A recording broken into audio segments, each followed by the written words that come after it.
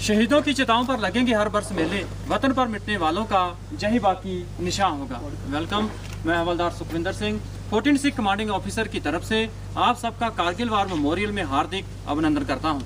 ये war memorial यहां पर कारगिल शहीदों की याद में नवंबर 2004 में बनाया गया था। ये वार मेमोरियल यहाँ पर बनाने का मुख्य कारण ये था कि कारगिल युद्ध का एक बड़ा भाग द्रास सेक्टर में लड़ा गया था। इसके अलावा जिस स्थान पर आप खड़े हैं वहाँ से कुछ एक चोटियाँ दिखाई देती हैं जिनके ऊपर पाकिस्तान आर्मी ने कब्जा किया था।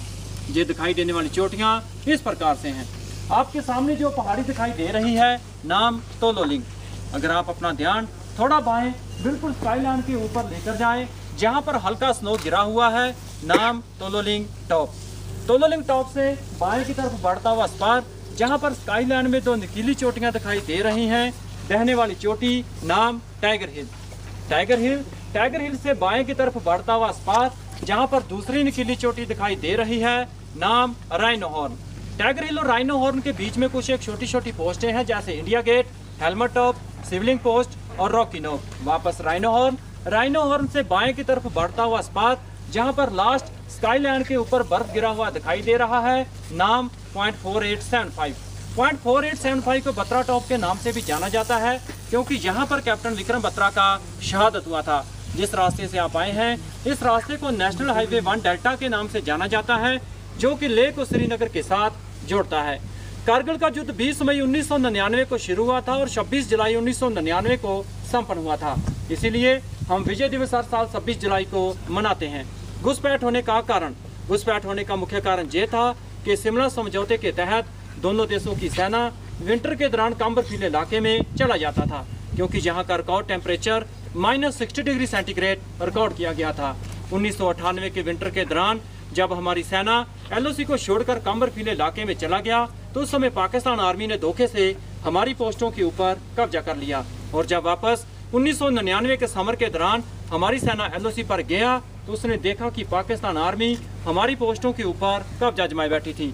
और ये एरिया गुमरी से लेकर साउथ ग्लेशियर तुर्तक तक था।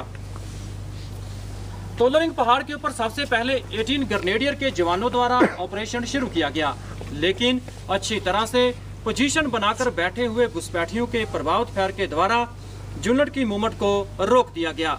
मूवमेंट केवल खराब मौसम और अंधेरी रात में ही संभव हो सका। कुछ दिनों की लड़ाई के बाद 18 ग्रेनेडियर एक फर्म बेस बनाने में कामयाब हो गया।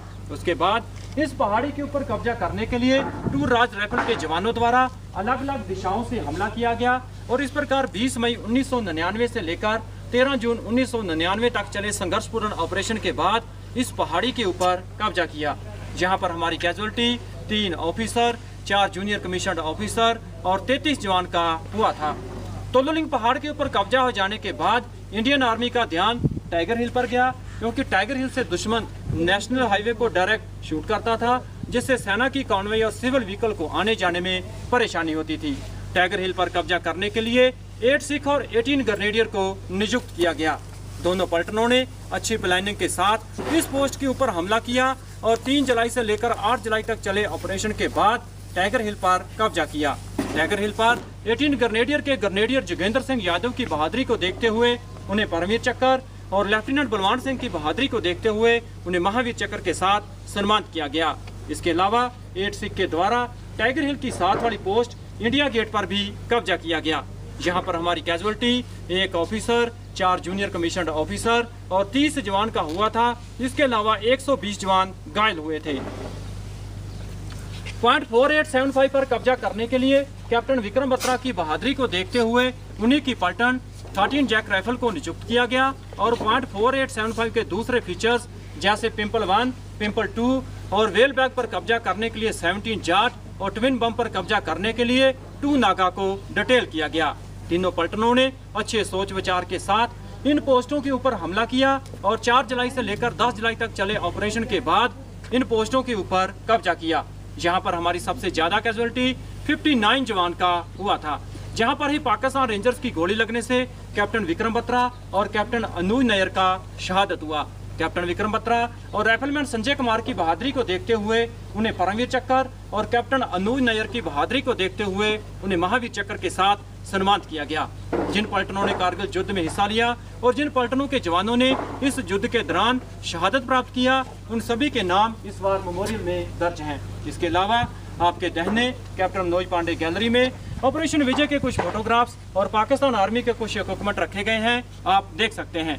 तो साहिबान, अंत में मैं यही कहना चाहूँगा कि आओ झुक कर सलाम करें उनको जिन्हें ये मुकाम हासिल होता है। कितनी किस्मत वाले हैं वो लोग जिनका खून देश के काम आता है। Thank you sir.